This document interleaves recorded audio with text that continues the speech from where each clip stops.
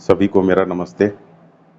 बहुत से सीकर्स ने बुरे रिलेटिव्स और बुरी परिस्थितियों के कारण अपनी चिंताजनक स्थिति से जुड़े हुए प्रश्न पूछे हैं, लेकिन आपके लिए गुड न्यूज़ है।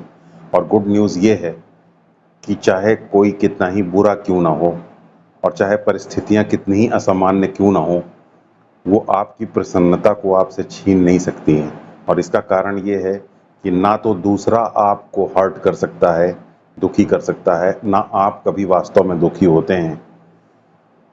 जो चीज़ आपको दुखी करती है वो हैं आपकी सेल्फ इमेजेस और आपका बिलीफ सिस्टम।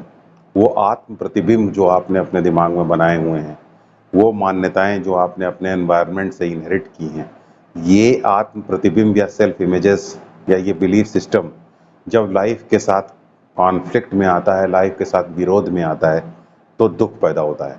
शास्त्र में भी इसका उल्लेख मिलता है। अगर इस प्रोसेस को हम ठीक से समझ लें तो हमारे जीवन में एक बहुत ही बड़ा क्रांतिकारी परिवर्तन आ सकता है। और वो क्रांतिकारी परिवर्तन ये है कि दूसरा व्यक्ति आपके दुख के लिए जिम्मेदार नहीं है, बल्कि आपके अंदर के कुछ प्रोसेस और कुछ प्रक्रियाएं ही आपके दुख के लिए जिम्मेदार हैं। ये एक बड़ा क्रांतिकारी परिवर्तन है और आपके अंदर एक ना सिर्फ आपको ये दुख से मुक्ति देने का रास्ता प्रशस्त कर सकता है, बल्कि आपके जीवन में एक बड़ी स्पिरिचुअल प्रोग्रेस को भी ला सकता है। तो ये सेल्फ इमेजेस होती क्या है? जैसे मैं छोटा सा आपको उदाहरण दूं। मान लीजिए कि आप एक बैंक मैनेजर हैं जो कि 2 साल पहले बैंक मैनेजर बने। उससे पहले आप बैंक मैनेजर नहीं थे और बैंक से आपका कुछ लेना देना नहीं था। अगर मैं आपको आज ये कहूं कि बैंक मैनेजर बहुत बड़े बुरे लोग होते हैं तो आपको तुरंत बुरा लगेगा। लेकिन अगर आज से कुछ वर्ष पहले जब आप बैंक मैनेजर नहीं थे, तब मैं ये कहता कि बैंक मैनेजर बुरे होते हैं, तो आपको बुरा ना लगता। इसका कारण ये है क्योंकि जब आप बैंक मैनेजर बने तो कुछ साल बैंक मैनेजर रहने के बाद आपने अपने दिमाग में एक आत्म प्रतिबिंब बना लिया, एक सेल्फ इमेज बना ली कि आप एक बैंक मैनेजर हैं। तो जब भी आपको कोई कभी कहता है कि बैंक मैनेजर बुरे होते हैं, तो आपका आत्म प्रतिबिंब आहत होता है, आपकी सेल्फ इमेजेस को चोट पहुंचती है और इसीलिए आप दुखी हो जाते हैं। इसी तरीके से हम अपने एनवायरनमेंट से बहुत सारी मान्यताएं इनहेरिट करते हैं, बिलीफ सिस्टम इनहेरिट करते हैं। मान लीजिए कि आपका परिवार बैंक अधिकारियों का परिवार है और अगर कोई भी बैंक अधिकारियों को कभी कुछ बुरा कहेगा, तो चूंकि आपके जो नियर एंड डियर लोग हैं वो बैंक से जुड़े हुए हैं, तो कोई भी अगर बैंक से जुड़ी हुई कोई बुरी बात कहेगा तो आपको बुरी लगेगी, क्योंकि आपने कुछ मान्यताएं बैंक से जुड़ी हुई अपने दिमाग में बना रखी हैं। तो इसी तरीके से जीवन में हम बहुत सारी मान्यताएं बना लेते हैं। इसी तरीके से हम जीवन में बहुत सारी अपने बारे में सेल्फ इमेजेस बना लेते हैं। ये सेल्फ इमेजेस हर्ट होती हैं, हम हर्ट नहीं होते। और हम अपने परिवेश से जुड़ी हुई जो कल्पनाएं करते हैं, वही कल्पनाएं हमारे अंदर और ज्यादा सेल्फ इमेजेस बनाने लगती हैं। मैं एक स्त्री हूं, मैं एक पुरुष हूं, ये भी एक सेल्फ इमेज ही है। तो ये सेल्फ इमेजेस हर्ट होती हैं जब हमें कोई, अगर हम स्त्री हैं और हमारे और स्त्रियों को कोई बुरा कहता है, तो ये सेल्फ इमेज हर्ट होती है। लेकिन हम हर्ट नहीं होते। ये सेल्फ इमेजेस पहले जब हमारे अंदर जेंडर कॉन्शियसनेस नहीं थी, या अगर हम किसी ऐसे इंस्टीट्यूशन के अंदर चले जाएं जो कि जेंडर जेंडर न्यूट्रल है, तो स्त्रियों और पुरुषों को बुरा कहने से हमें कुछ फर्क नहीं पड़ता, क्योंकि हमने अपनी वो सेल्फ इमेजेस या आत्म प्रतिबिंब जो कि जेंडर से जुड़े हुए हैं उसको न्यूट्रलाइज कर दिए, तो उसे हमें दुख नहीं होता। तो कहने का मतलब ये है कि आप हर्ट नहीं होते हैं, आपकी सेल्फ इमेजेस हर्ट होती हैं। आप जितना कल्पना करते जाते हैं उतना ये सेल्फ इमेजेस पैदा होती हैं। और याद रखिए, ये सेल्फ इमेजेस सिर्फ आपकी कल्पना से ही पैदा नहीं होती। सेल्फ इमेजेस बहुत सारी चीजों से पैदा होती हैं। आपको थोड़ा सतर्क रहना होगा इन सब चीजों से कि कैसे ये सेल्फ इमेजेस पैदा होती हैं। देखिए, जब आप ओवर रिएक्ट करते हैं तो ओवर रिएक्ट करने से भी सेल्फ इमेजेस पैदा होती हैं। जब, क्योंकि देखिए, आप जब अपने बारे में कोई सेल्फ जजमेंट पास करते हैं ओवर रिएक्ट करने से, तो सेल्फ जजमेंट पास करने से भी सेल्फ इमेजेस पैदा होती हैं, क्योंकि आपने रिएक्ट किया, आपने ये सोचा कि मैं बुरा हूं, मैं भला हूं, ऐसा आपने सोचा और आपकी सेल्फ इमेजेस बन गई।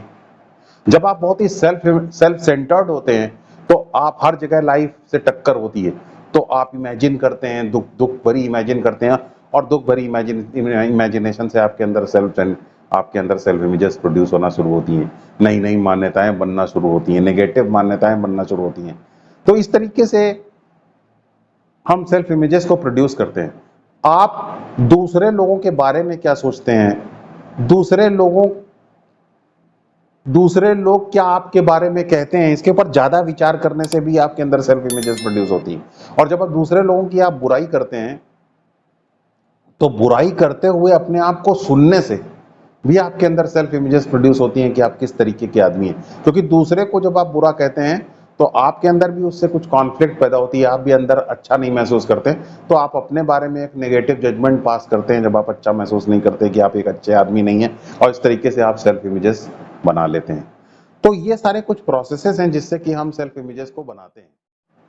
अब इन सवाल ये पैदा होता है कि अगर ये सेल्फ इमेजेस हर्ट होती हैं, आप हर्ट नहीं होते, तो हम इन सेल्फ इमेजेस को, इस बिलीफ सिस्टम को न्यूट्रलाइज कैसे करें। देखिए, इन बिलीफ सिस्टम्स को और सेल्फ इमेजेस को अगर आप नष्ट करना चाहते हैं, समाप्त करना चाहते हैं, तो आपको सबसे पहले तो दूसरे को एक्यूज करना बंद करना होगा कि दूसरा आपके दुख का कारण है। जब आप दूसरे को एक्यूज करना बंद करते हैं तो क्या होता है, दूसरे को आप अक्यूज करना बंद करते हैं तो आप कहते हैं कि ये व्यक्ति मेरे दुख का कारण नहीं है, मेरी सेल्फ इमेजेस मेरे दुख का कारण है। अपनी सेल्फ इमेजेस के ऊपर दोषारोपण करते हैं, उस व्यक्ति को दोष नहीं देते।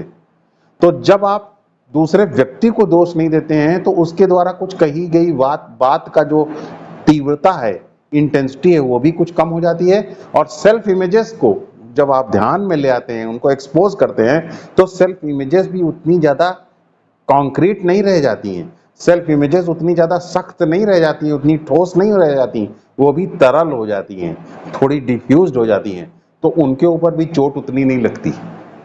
तो इस तरह से जब आप दूसरे को अक्यूज नहीं करते हैं, बल्कि बार बार ये याद करते हैं कि मैंने अपने दिमाग में जो सेल्फ इमेजेस बनाई हैं ये मेरे दुख का कारण है, दूसरा व्यक्ति मेरे दुख का कारण नहीं है, तो उसके द्वारा कुछ कही गई बात की तीव्रता भी कम हो जाती है और आपकी सेल्फ इमेजेस भी उतनी ठोस नहीं रह जाती। लेकिन इसके विपरीत अगर आप दूसरे व्यक्ति को अक्यूज करते हैं तो ऑब्वियसली आप अपनी सेल्फ इमेजेस के प्रति आप ध्यान नहीं देंगे, सेल्फ इमेजेस आपकी डार्कनेस के अंदर चली जाएंगी। तो सेल्फ इमेजेस पूरी शक्तिशाली की पूरी कॉन्क्रीट रहेंगी, ठोस रहेंगी, और दूसरा व्यक्ति जब कुछ कहेगा तो आप उससे नाराज होंगे और उसकी बात की तीव्रता पूरी तरीके से आपकी ठोस सेल्फ इमेज के ऊपर चोट करेगी और भारी दुख पैदा हुआ। अब अगर इसके विपरीत आपने तुरंत ये कहा कि नहीं, दूसरा व्यक्ति मेरे दुख का जिम्मेदार नहीं है, तो बस वहीं उसकी बात का वेग कम हो जाएगा, आपकी सेल्फ इमेजेस भी तरल हो जाएंगी और उनके ऊपर उतनी चोट नहीं लगेगी। और इस तरह से धीरे धीरे बार बार अपनी सेल्फ इमेजेस को आप जब एक्सपोज करेंगे तो आपकी सेल्फ इमेजेस धीरे धीरे डिसॉल्व होना शुरू हो जाएंगी और दूसरे से जुड़ी हुई इमेजिनेशन भी आप थोड़ा सा कम कर देंगे। इनफैक्ट हम क्यों ये दूसरे के बारे में इतना इमेजिन करते हैं, अपने बारे में हम क्यों इतना ज्यादा सोचते हैं?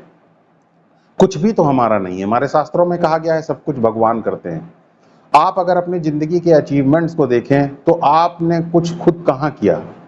आपको स्त्री या पुरुष तो भगवान ने बनाया, ना तो आप पुरुष अपनी मर्जी से बने हैं, ना आप स्त्री बनने में आपका कोई कंट्रीब्यूशन है। तो कोई जब कंट्रीब्यूशन नहीं है तो किस बात का सेल्फ इमेज? फिर आपने जिंदगी में जो भी कुछ अचीव किया वो सही समय पर सही स्थान पर पहुंचने की वजह से अचीव किया, तो आपका इसमें क्या कंट्रीब्यूशन है? आपको एक अच्छे माता पिता मिले जिन्होंने आपकी पढ़ाई लिखाई में मदद की, तो आप कुछ बड़े ऑफिसर बन गए। आपकी भगवान ने कुछ मदद की, सही समय पर सही परिस्थिति आपने प्राप्त की, तो थोड़े से पैसे इकट्ठे हो गए। तो आपका तो कोई कंट्रीब्यूशन है नहीं। अगर आप जिंदगी के बारे में इमेजिन करें तो आप सब कुछ सही समय पर सही स्थान पर पहुंचने की वजह से आपने पाया। तो जब सब कुछ सही समय पर सही स्थान पर पहुंचने की वजह से आपने पाया, तो आप इतना घमंड क्यों करते हैं? सब कुछ तो भगवान का दिया हुआ है, तो आपका कुछ घमंड इसमें है ही नहीं, तो आपको कोई सेल्फ इमेज अपने अंदर प्रोड्यूस करने की जरूरत नहीं। और फिर ये शरीर मन सब कुछ तो भगवान का ही दिया हुआ है, आप तो सिर्फ इसके एक ट्रस्टी हैं, आप तो सिर्फ इसको मैनेज करने वाले हैं, आपका कुछ नहीं, आप तो केयर टेकर मात्र हैं। तो क्या सेल्फ इमेजेस प्रोड्यूस करने की जरूरत है जब सब कुछ तो ईश्वर का दिया हुआ है? सृष्टि पूरी ईश्वर चलाते हैं, ऐसा हमारे शास्त्रों में कहा गया है। लॉजिकली भी ये बात सही है, इसको वेरीफाई किया जा सकता है, लॉजिकली इसको देखा जा सकता है। सृष्टि भगवान चलाते हैं, अगर इसको ना माने आप तो लॉजिकल डिफिकल्टीज पैदा हो जाएंगी। शास्त्र भी ऐसा कहता है कि सृष्टि भगवान चलाते हैं और हमारा अनुभव भी ये कहता है कि हमने सब कुछ सही समय पर सही स्थान पर पहुंचने की वजह से पाया है। तो फिर सेल्फ इमेजेस प्रोड्यूस करने की कोई ज़रूरत ही नहीं है। आपके अंदर जो एजेंसी है कि मैंने सब कुछ किया है, आपके अंदर जो ये एजेंसी है कि मेरी परिस्थितियाँ खराब हुई हैं, मैं अपने दुःख के लिए ज़िम्मेदार हूँ, मेरी परिस्थितियाँ खराब करने में मेरी अक्षमता का योगदान है, ऐसा सब सोचना गलत है क्योंकि सब कुछ तो ईश्वर के द्वारा मैनेज्ड है। तो जब आप ये सब सोचते हैं तो सेल्फ इमेजेस प्रोड्यूस होना बंद हो जाती हैं और तब आपके अंदर चेतना का भी विकास होता है, कॉन्शियसनेस का भी विकास होता है। चेतना का विकास होना किसे कहते हैं? आप रिएक्ट करना बंद कर देते हैं। रिएक्ट करना बंद करने का मतलब क्या है? आप सोच समझ करके कुछ भी बोलते हैं। तो जब सोच समझ करके कुछ बोलते हैं तो किसी को कुछ भी बोलें, चाहे अच्छा बोलें चाहे बुरा बोलें, सोच समझ करके आप बोल रहे हैं ना, पूरी चेतना में पूरी अलर्टनेस के साथ बोल रहे हैं, जो जरूरी है सिर्फ वो बोल रहे हैं, तो सेल्फ इमेजेस प्रोड्यूस नहीं होती। और आप दूसरे की बिना वजह बुराई नहीं करते हैं, उससे सेल्फ इमेजेस फिर प्रोड्यूस होना बंद हो जाती है क्योंकि आप अपने ऊपर नेगेटिव जजमेंट पास नहीं करते। तो इससे जो है सेल्फ इमेजेस प्रोड्यूस होना बंद होने लग जाती हैं धीरे धीरे और आपकी चेतना का विकास भी होना शुरू हो जाता है। तो इस तरीके से आप अपनी सेल्फ इमेजेस को धीरे धीरे एक्सपोज कर सकते हैं, धीरे धीरे सेल्फ इमेजेस को आप डिफ्यूज कर सकते हैं और आप अपने दुख को थोड़ा सा नियंत्रण में ला सकते हैं। इनफैक्ट हम आजकल बहुत देखते हैं कि टीवी पर लाफ्टर योगा आता रहता है। लाफ्टर योगा का मतलब क्या है? लाफ्टर योगा का सबसे महत्वपूर्ण मतलब यही है कि दूसरा चूंकि आपके दुख के लिए जिम्मेदार नहीं है, आपकी सेल्फ इमेजेस और आपका बिलीफ सिस्टम इसके लिए जिम्मेदार है। और बिलीफ सिस्टम और सेल्फ इमेजेस कुछ भी नहीं है, ये तो सिर्फ आपकी कल्पना के द्वारा बनाई गई सिर्फ एक झूठी तस्वीरें हैं। तो जब ये बात आप ठीक से समझ जाते हैं तो बुरी परिस्थितियों में रहने के बावजूद भी आप जोर जोर से हंसते हैं। जब जोर जोर से हंसते हैं तो क्या होता है कि सेल्फ इमेजेस और ज्यादा टूटना शुरू होती हैं, बिलीफ सिस्टम और ज्यादा टूटना शुरू होता है और इस प्रकार धीरे धीरे आप अपनी सेल्फ इमेजेस और बिलीफ सिस्टम को एक्सपोज करके दुख से मुक्ति पाने की दिशा में प्रयास कर सकते हैं। इतनी बात सिर्फ याद रख करके अगर कोई जाप करता है तो उसको बहुत फायदा मिलता है क्योंकि उसके बैकग्राउंड में ये बात तो रहती है कि दूसरा मेरे दुख के लिए जिम्मेदार नहीं है और ये सोच करके जाप करता है। जाप तो हम तब करते हैं जब सब कुछ करने के बावजूद भी हम अपने थॉट्स और फीलिंग को कंट्रोल ना कर पाए, इसलिए हम जाप करते हैं। लेकिन बैकग्राउंड में तो हमें ये बात याद रखनी ही होगी कि दूसरा व्यक्ति मेरे दुख के लिए जिम्मेदार नहीं है, मेरे दुख के लिए मेरी परिस्थितियां, मेरे दुख के लिए मेरी सेल्फ इमेजेस जिम्मेदार हैं, बिलीफ सिस्टम जिम्मेदार हैं। ये बात याद रखते हुए जब हम दूसरे को एक्यूज करना बंद कर देते हैं और तब जाप करते हैं तो फिर हमारा जाप जो है बहुत तेजी से असर दिखाता है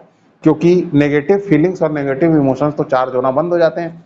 तो हमको सिर्फ उनको जो भी उनकी वीक इंटेंसिटी में वो चल रहे हैं सिर्फ जाप करके उनको कंट्रोल करना रह जाता है।